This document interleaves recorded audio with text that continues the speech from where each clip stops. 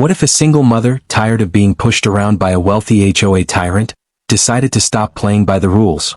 Lena Carter's life was a tightrope stretched over a chasm of uncertainty, each step a battle against gravity. At 32, she was a single mother whose days were a relentless grind of survival, her body and soul stretched thin by the weight of responsibility.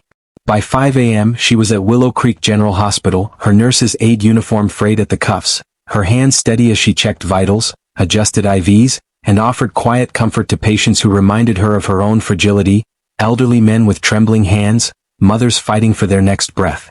Her nights belonged to Savamart, where she restocked shelves until midnight, her feet screaming in sneakers held together with duct tape, her mind tallying expenses.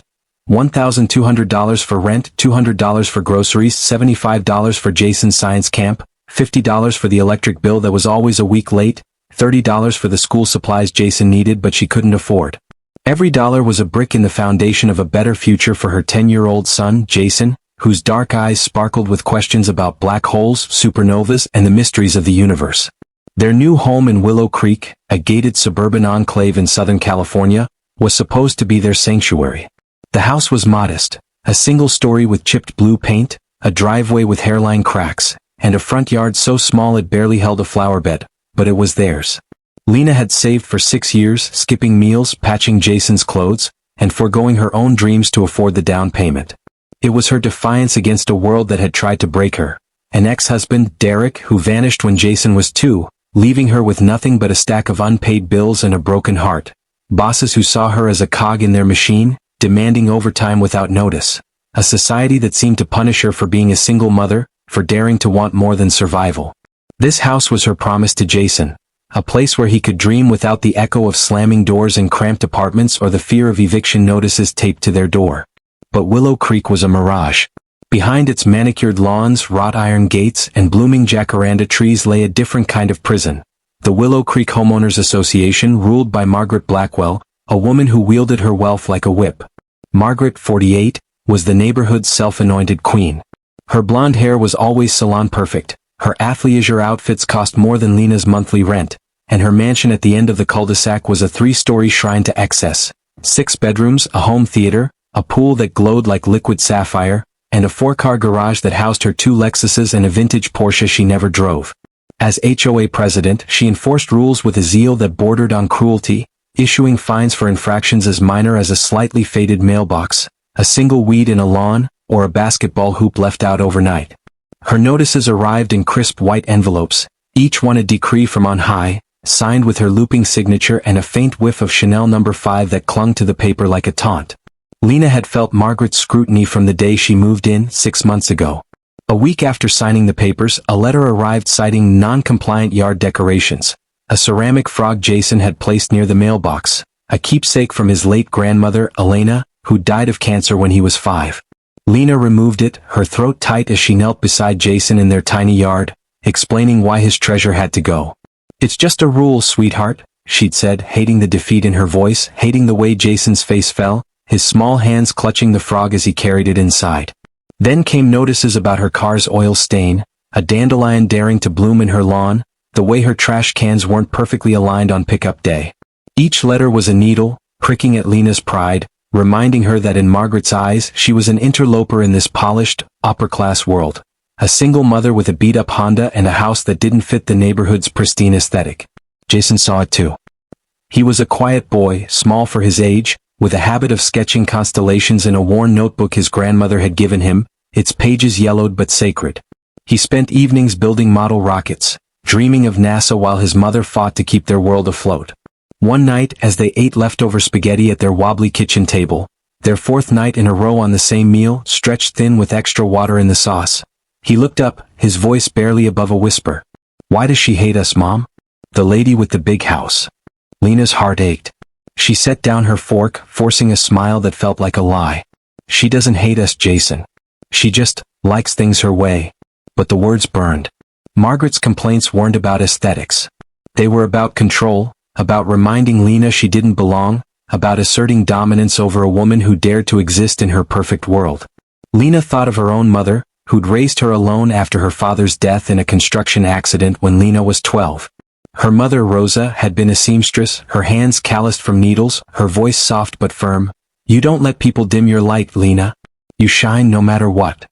That light was flickering, but Lena wasn't ready to let it go out. She looked at Jason, his small face lit by the dim kitchen bulb, and made a silent vow. I'll fight for you. For us. The breaking point came on a sweltering Friday evening in August. Lena pulled into her driveway after a 12-hour shift at the hospital, her scrubs damp with sweat, her feet screaming in sneakers so worn they were held together with duct tape. Her body ached from lifting patients, her mind numb from a supervisor's criticism over a late chart. All she wanted was to park her 2008 Honda Civic in her garage, take a shower, and collapse into bed. But as she pressed the garage door opener, her breath caught. 2 Lexus SUVs, one white, one silver, sat smugly in her garage, taking up every inch of space. Her space. Her home. Lena's hands tightened around the steering wheel until her knuckles whitened. This wasn't the first time. Margaret had parked in her garage 4 times before, always with an excuse. A dinner party, a book club, a charity event, a cocktail soiree for her husband's law firm. The first time, 3 months ago, Lena had let it slide, too exhausted to argue. It's just for a few hours, Margaret had said, standing on Lena's porch in a $500 cashmere scarf, her voice dripping with condescension. You don't use your garage anyway, do you? It's just storage. Lena had nodded, swallowing her anger, aware that Margaret could bury her in fines with a single phone call. The second time, Lena had politely asked her to stop, only to receive a dismissive email. It's for the good of the community, Lena. Be a team player. The third and fourth times, Lena had called Margaret, who'd laughed it off, saying, Oh, Lena, don't be so dramatic. It's just a garage. But tonight something snapped. Lena parked her Honda on the street, her hands trembling as she grabbed her bag and marched to Margaret's mansion. The cul-de-sac was lined with luxury cars, BMWs, Audis, a Tesla gleaming under the streetlights. Laughter and music spilled from Margaret's sprawling patio, where guests sipped wine under twinkling string lights, their voices carrying in the humid air. The scent of jasmine mingled with grilled steak, a world of privilege Lena could barely touch. She rang the doorbell, her heart pounding, her resolve hardening with every second. Margaret answered in a cream blazer, her blonde hair swept into an elegant updo, her smile as sharp as a knife. Lena, darling, what's the matter? She asked, as if Lena were a child interrupting her playtime. Your cars are in my garage, Lena said, her voice steady despite the fire in her chest. I need you to move them. Now. Margaret's smile didn't waver, but her eyes narrowed, glinting with irritation. Oh, Lena, it's just for tonight. I'm hosting a charity gala for the Children's Hospital. We needed the extra space for our guests' cars. You understand, don't you? It's for a good cause. Lena's jaw clenched, her hands balling into fists. I don't care what it's for. It's my garage. Move your cars. Margaret stepped closer, her voice dropping to a venomous whisper, her perfume overwhelming. You know, Lena, you're already on thin ice with the HOA. That peeling paint on your fence? The overgrown rosebush? The fact that your car is practically a junkyard relic? I could have you fined for a dozen violations by tomorrow. Be reasonable. The threat hung between them, heavy and suffocating. Lena saw it all in a flash. The stack of bills on her counter, Jason's worried eyes watching her from their kitchen window, the endless grind of her life, 12-hour shifts, sleepless nights, the constant fear of losing everything she'd fought for. She thought of her mother's words, you shine no matter what. She thought of Jason, his dreams of stars, his trust in her to keep their world safe. She wanted to scream, to shove Margaret back into her perfect mansion and slam the door. But instead, she turned and walked away, her hands shaking with rage, her mind racing with a single thought. I'm done. As she walked back to her house, she passed Tom, the single dad next door who was taking out his trash. He was in his early 30s, his face lined with the exhaustion of raising his 6-year-old daughter, Mia, alone after his wife's death from leukemia 2 years ago. He glanced at Lena, his eyes soft with concern. You okay, Lena? He asked, setting down the trash bin. Lena paused, her breath uneven. No, she said, her voice raw. But I will be. Tom nodded, as if he understood more than she'd said. She's been parking in my driveway too, he admitted, his voice low. Fine me $500 for a crack in the concrete. Said it was unsightly. I'm still paying it off and it's killing me. Lena's anger flared anew, a spark igniting into a flame. That's not right, Tom. I know, he said, glancing at his house, where Mia's silhouette danced in the window, waving a stuffed rocket. But what can we do? She runs this place. Lena met his eyes, her voice firm, a resolve she hadn't felt in years rising within her. We fight. That night, Lena couldn't sleep. She sat at her kitchen table, a cold cup of coffee in her hands, staring at the stack of HOA violation notices pinned to her fridge. There were 9 now, the latest citing her rosebush for being unkempt, despite Lena trimming it weekly with the care she gave her patients. Each letter was a reminder of Margaret's power, her ability to make Lena feel small, unworthy. The words blurred before her eyes, but they fueled something new, resolve. The anger that had simmered for months had hardened into something sharp and unyielding. She wasn't just tired of Margaret's games, she was done being the victim. The next morning, Lena called Eddie, a grizzled welder who'd worked on her father's old truck when she was a teenager. He'd always been kind, slipping her a discount when her father couldn't pay full price, sharing stories of his own daughter, now grown and living in Nevada with her own family. I need a gate, Lena told him, her voice firm. Steel. Heavy duty. Something no one can break through. Eddie paused, his voice crackling through the phone. You plannin' a fortress, Lena? Something like that, she said, a faint smile tugging at her lips. Can you do it? Gimme a week, he replied. It'll be solid as a bank vault. Any special requests? Lena thought for a moment, picturing her rose garden, the one thing in her yard that felt like hers, a small rebellion against the gray of her life. Add some vines to the design. Something that says, this is mine. You got it, Eddie said, a hint of amusement in his voice. I'll make it a work of art. Something even that HOA lady can't complain about. Lena didn't stop there. She took a rare vacation from both jobs, citing a family emergency. She packed a bag for herself and Jason and drove to her sister Maria's apartment in a neighboring town, a 45-minute drive through orange groves and rolling hills that glowed golden in the morning light. Maria, a no-nonsense paralegal with a laugh that could light up a room, welcomed them with open arms. Her small apartment was cluttered but warm, filled with the smell of homemade tamales and the sound of salsa music playing softly in the background. Jason ran to his cousin, Sophia, a bubbly 8-year-old who dragged him to her room to play with her telescope, chattering about planets and comets, her enthusiasm infectious. For the first time in months, Lena breathed. She spent the week reconnecting with Jason, helping him build a model rocket with fins painted blue like their house, the glue smudging their fingers as they laughed over their mistakes. They played board games, Jason's giggles filling the apartment as he outsmarted Lena at Uno, his small hands slapping cards on the table with glee. She taught him how to tie knots for a camping trip they'd never had time to take, her fingers guiding his as she showed him a bowline, a knot her father had taught her when she was his age. She told him stories of her childhood, how she'd stood up to a bully in high school who mocked her thrift store clothes, how her father had taught her to change a tire, how her mother had danced with her in the kitchen to old Motown records, twirling her until they both collapsed in laughter. You don't let people walk over you, Jason, she said one night, tucking him into the pull-out couch, the apartment quiet except for the hum of a distant fan. But you don't become like them either. You fight smart. You fight fair. Jason's eyes were serious, his small hands clutching his notebook, where he'd sketched a rocket soaring past a steel gate, vines curling around its edges. Are you gonna fight her, Mom? The lady with the big house. Lena smiled, brushing his hair from his forehead, her heart swelling with love. I'm gonna fight for us, sweetheart. For our home. While Jason slept, Lena worked.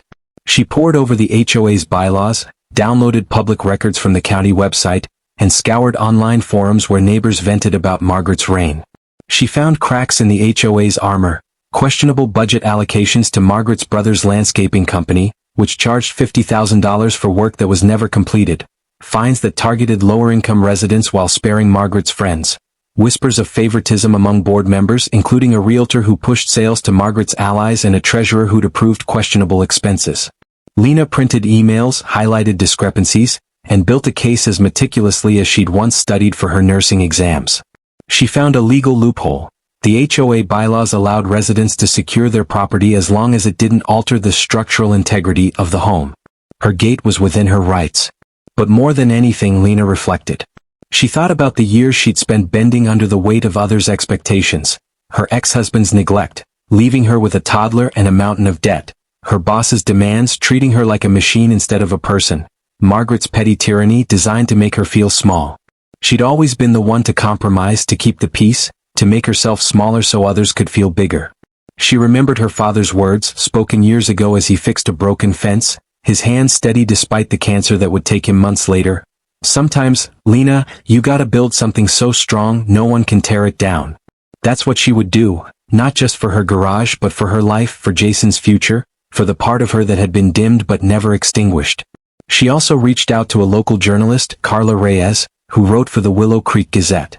Carla had a reputation for digging into local politics, and Lena had met her once at the hospital where Carla was visiting a sick aunt. Over coffee at Maria's kitchen table, Lena shared her findings, her voice steady but urgent.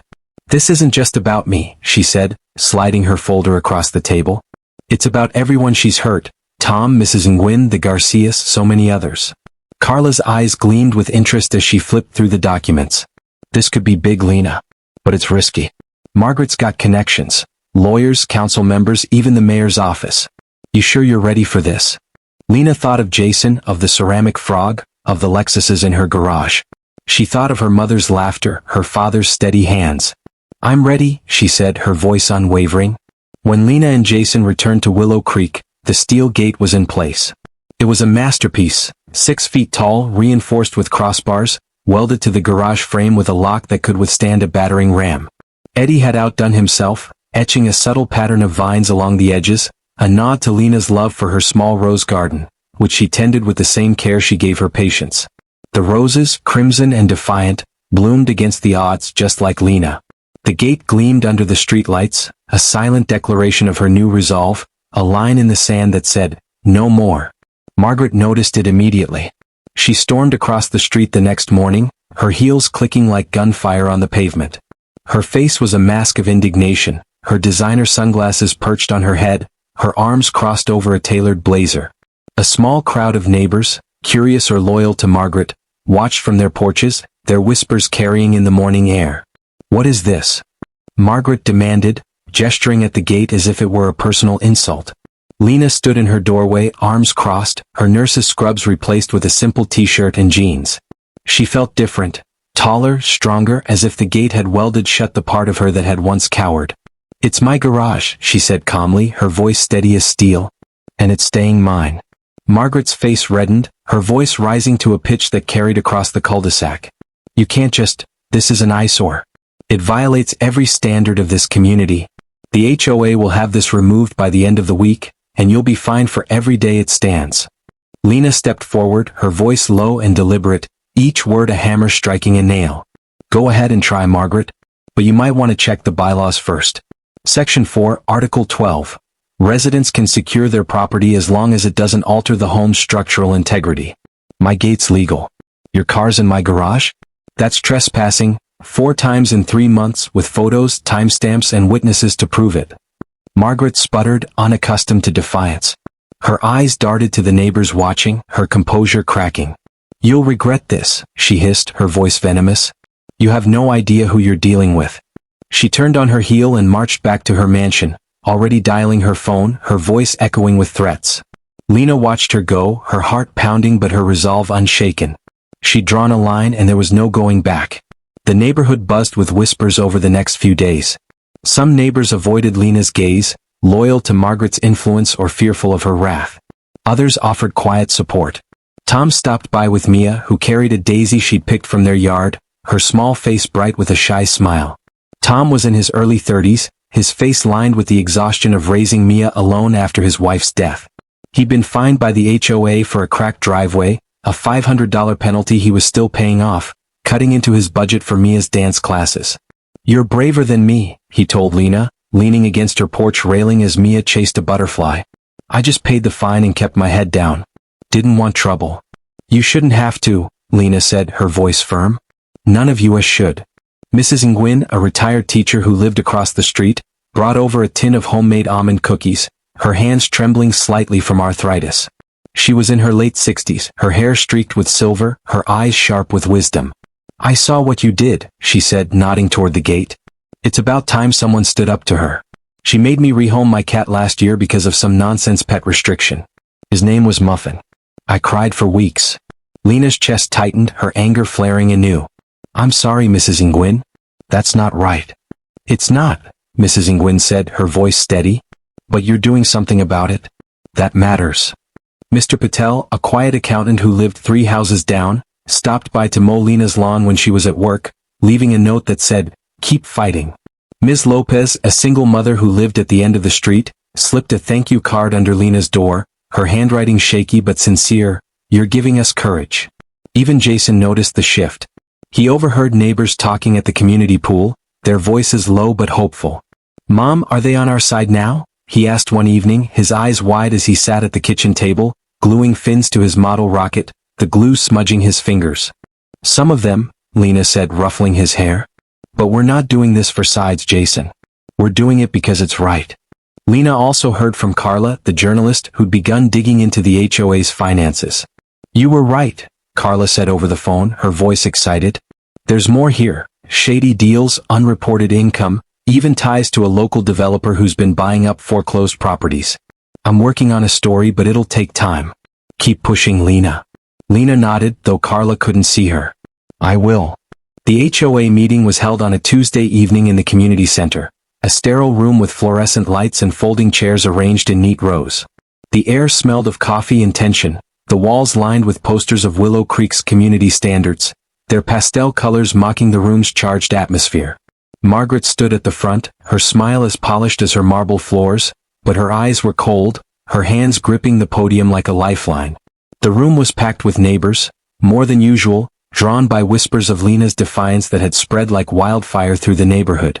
Their faces were a mix of curiosity, apprehension, and quiet resentment, some shifting uncomfortably in their seats, others leaning forward, eager for a reckoning. Lena had never attended a meeting, she'd always been too busy working, but tonight she walked in with her head high, a folder of documents under her arm, her heart racing but her resolve unshaken. Jason sat beside her, clutching his notebook, his presence a reminder of why she was fighting. He'd insisted on coming, saying, "I want to see you win, Mom," his voice so earnest it nearly broke her. Margaret opened the meeting with her usual flair, her voice smooth as silk as she praised the neighborhood's standards and aesthetic. She spoke of upcoming events, a garden tour, a holiday lighting contest, a fundraiser for a new community fountain, as if nothing was amiss, as if the room wasn't crackling with tension. Then she turned to Lena, her voice dripping with disdain, her smile a thin veneer over her anger. "Let's address the issue of Miss Carter's modification to her property," she said, gesturing to a photo of the steel gate projected on a screen behind her, its vines gleaming under the flash of a camera. "This unauthorized structure is a clear violation of our community standards. It's unsightly, disruptive, and frankly, an embarrassment to Willow Creek." Lena stood, her heart pounding but her voice steady as steel. She felt every eye in the room on her, but she didn't falter. She held up the HOA bylaws, her copy marked with sticky notes, the pages worn from nights of study. "Actually, Margaret, it's not." Her voice carried, clear and commanding, silencing the murmurs. "I've read every page. Section 4, Article 12. Residents can secure their property as long as it doesn't alter the home's structural integrity. My gate's legal.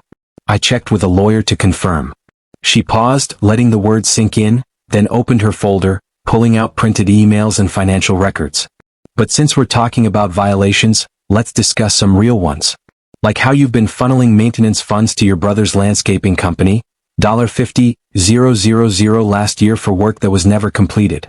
I've got invoices, bank transfers, and photos of the unfinished projects." The room went silent, the air thick with shock. Margaret's smile faltered, her hands tightening on the podium, her knuckles white. "That's preposterous," she said, but her voice wavered, her confidence cracking like thin ice. Lena didn't stop. "Then there's the matter of selective enforcement. You've waived fines for your friends, like Mrs. Larson's unpainted shed, while targeting others for minor infractions. I have emails from you approving her exemption while fining me for a single dandelion." She held up a printed email, the date and signature clear. "And let's not forget the trespassing. Your car's in my garage, 4 times in 3 months. I've got photos, timestamps, and witnesses." She held up a photo of Margaret's Lexuses, the date stamped clearly in the corner. "I also have statements from 2 other neighbors, Tom Reynolds and Mrs. Garcia. You've done this too. It's not just my garage. It's a pattern." A murmur rippled through the crowd, growing louder, angrier. Tom stood up, his voice shaking but resolute, his hands clenched at his sides. "She's right. Margaret fined me $500 for a crack in my driveway, but her friend's shed, same issue, same year, got a pass. I'm a single dad. I'm still paying off that fine and it's killing me. Mrs. Nguyen stood next, her voice sharp and unwavering, her eyes blazing with years of pent-up frustration. She made me rehome my cat, Muffin, because of some arbitrary pet restriction, but her own dog runs loose without a leash. I cried for weeks and she didn't care. She laughed when I begged her to reconsider. The Garcias, a young couple who lived 2 houses down, stood together, their hands clasped. We were pressured to pay $1,000 for community improvements that never happened, Mr. Garcia said, his arm around his wife, who nodded, her eyes glistening. We couldn't afford it, but we were too scared to say no. We thought we'd lose our home. The room buzzed with anger, with stories of Margaret's tyranny.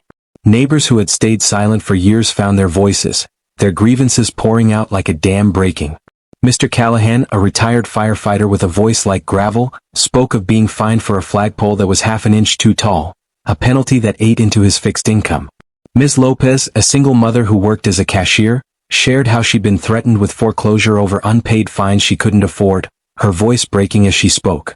The Wilsons, a young couple expecting their first child, recounted how Margaret had vetoed their request to install solar panels, calling them tacky, while approving a gaudy fountain for her own yard that cost the HOA $10,000.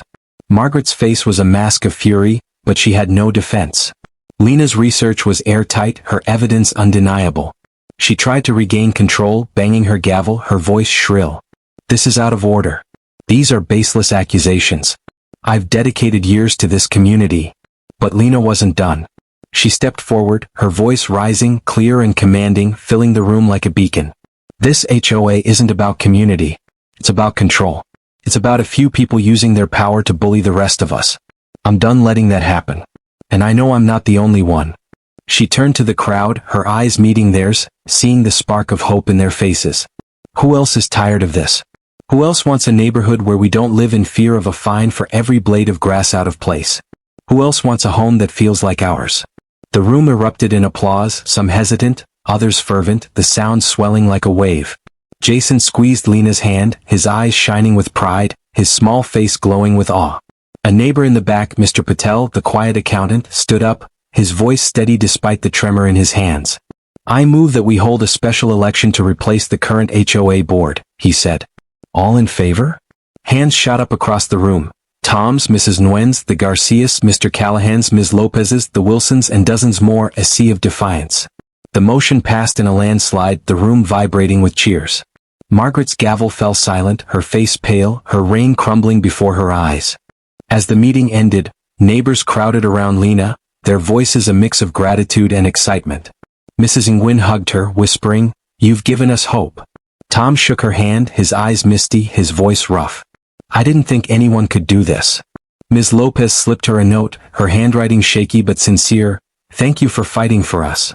Jason beamed, clutching his notebook, where he'd sketched a tiny figure standing in front of a gate, a rocket soaring above, vines curling around the edges. But Lena knew the fight wasn't over. Margaret wouldn't go quietly, and her allies, board members with their own agendas, were still in play. As she left the community center, she saw Margaret in the parking lot, speaking urgently into her phone, her eyes locked on Lena with a venom that sent a chill down her spine. Lena straightened her shoulders, her hand tightening around Jason's. She was ready for whatever came next. In the weeks that followed, Willow Creek transformed. Margaret stepped down from the HOA board, her influence shattered, her name a whisper of disgrace. Rumors swirled that she was considering selling her mansion, unable to face the neighbors she'd once lorded over. Her allies on the board, Mrs. Larson, the realtor, Mr. Thompson, the treasurer, resigned one by one, unable to withstand the scrutiny of Carla's investigation, which was gaining traction with the county. The new board, with Lena as a reluctant but respected member, focused on transparency and fairness. Fines were reviewed, with many overturned or refunded, including Tom's $500 penalty and Ms. Lopez's crushing debt. The budget was audited, revealing more discrepancies tied to Margaret's allies, a realtor who'd funneled sales to her friends, a treasurer who'd skimmed funds for personal projects.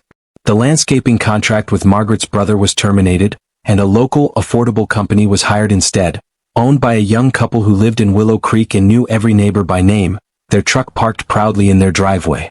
Lena's steel gate remained, a symbol of her stand, its vines gleaming in the sunlight, a quiet testament to her defiance. Neighbors stopped by to thank her, to share their own stories of struggle and resilience. Mrs. Nguyen brought homemade spring rolls, her eyes misty as she spoke of her cat, Muffin, now back in her home thanks to revised pet policies. She'd named a new kitten Hope, a gray tabby who curled up in her lap. The Garcias invited Lena and Jason for a barbecue, their laughter filling the air as their toddler chased Jason around the yard, waving a plastic rocket, the smell of grilled corn mingling with the scent of blooming roses. Tom became a regular visitor, bringing Mia over to play with Jason, their laughter echoing as they built a fort in Lena's backyard. One evening he handed Lena a homemade apple pie, his daughter tugging at his sleeve, her pigtails bouncing. "You gave us a voice," he said, his voice thick with emotion. "I haven't felt this free in years." Carla's article in the Willow Creek Gazette hit newsstands a week after the meeting, a scathing expose titled, "The Cost of Control, How One HOA Ruled a Neighborhood." It detailed Margaret's abuses, backed by Lena's evidence and interviews with neighbors, Tom's struggle, Mrs. Nguyen's heartbreak, the Garcias' fear. The story went viral locally, shared across social media, prompting calls for a county investigation into HOA practices across the region. A local council member reached out to Lena, offering to meet and discuss reforms, her voice warm with admiration. Margaret's allies scrambled to distance themselves, their influence fading like shadows at noon. Lena's life didn't get easier overnight. She still worked 2 jobs, still counted every penny. The hospital shifts were grueling, with patients who broke her heart, children fighting illnesses, elderly women who reminded her of her mother, and supervisors who demanded more than she could give. Savamart's late hours left her bone-tired, her hands sore from lifting crates, her back aching from standing. But something had changed. She carried herself with a quiet strength, a confidence that radiated through the neighborhood. She no longer flinched when she saw an HOA envelope in her mailbox, no longer felt the weight of Margaret's gaze. She'd reclaimed her space, her dignity, and she'd done it without becoming the kind of person she despised. Jason noticed it too. He began speaking up in class, sharing his sketches with his science teacher, who praised his creativity and enrolled him in a regional science fair, where his model rocket won 2nd place. One afternoon he showed Lena a new drawing, a rocket soaring past a steel gate, the words "Mom's Fortress" written in his careful handwriting. Tiny stars dotted the sky, each one labeled with a neighbor's name. Tom, Mia, Mrs. Nguyen, Mr. Patel, Ms. Lopez, the Garcias. "This is you, Mom," he said, his voice full of awe. "You're like a superhero." Lena laughed, pulling him into a hug, her eyes stinging with tears. "No cape, kiddo. Just a mom who loves you." The neighborhood changed in small but meaningful ways. The community center hosted a potluck, where neighbors shared dishes and stories, their laughter echoing into the night, the room alive with the warmth of connection. The Garcias started a community garden, with Lena contributing her roses, which bloomed brighter than ever, their petals a deep crimson against the green, a symbol of resilience. Mrs. Nguyen organized a book club, and even Tom joined, reading bedtime stories to Mia with newfound confidence, his voice steady as he narrated tales of astronauts and explorers. Mr. Patel volunteered to oversee the HOA's finances, ensuring every dollar was accounted for, his spreadsheets meticulous. Ms. Lopez started a support group for working parents, where Lena shared tips on budgeting and finding free activities for kids, her voice warm with encouragement. One evening, as the sun dipped below the horizon, painting the sky in hues of orange and pink, Lena and Jason sat on their porch, the steel gate gleaming in the twilight. The neighborhood was alive with the sounds of children playing, neighbors chatting, life unfolding without fear. Jason leaned against her, his notebook open to a sketch of a rocket soaring through the stars, a tiny figure waving from the ground, a figure with Lena's dark hair and determined eyes, standing in front of a gate entwined with vines. "Did we win, Mom?" he asked, his voice soft but hopeful, his small hand warm in hers. Lena pulled him close, her heart swelling with an emotion she hadn't felt in years, peace. She thought of her mother, dancing in the kitchen to Motown records, her laughter bright as sunlight, her hands guiding Lena through life's storms. She thought of her father, fixing that broken fence, his hands steady despite the cancer that would take him, his voice calm as he taught her to stand tall. She thought of every sacrifice, every sleepless night, every moment she doubted herself, every time she'd pushed through because Jason needed her to. The gate wasn't just steel, it was her defiance, her love, her promise to Jason that they would never be pushed down again. "We didn't just win, Jason," she said, her voice thick with tears, her heart full. "We built something better. For us. For everyone." She looked out at Willow Creek, at the houses glowing with warmth, at the neighbors who were no longer strangers but allies, friends, family. The gate stood as a reminder that she'd reclaimed her power, her dignity, and given it to others. It was a symbol of a community reborn, where voices mattered, where homes were sanctuaries, where a single mother's courage had sparked a quiet revolution. As the stars began to twinkle above, their light soft but steady, Lena Carter felt, for the first time in a long time, that she was exactly where she belonged, not just in Willow Creek, but in a world she'd fought to make her own. She held Jason tighter, the weight of her struggles lighter now, replaced by the glow of hope, of community, of a future where they could both shine, their light undimmed, their dreams within reach.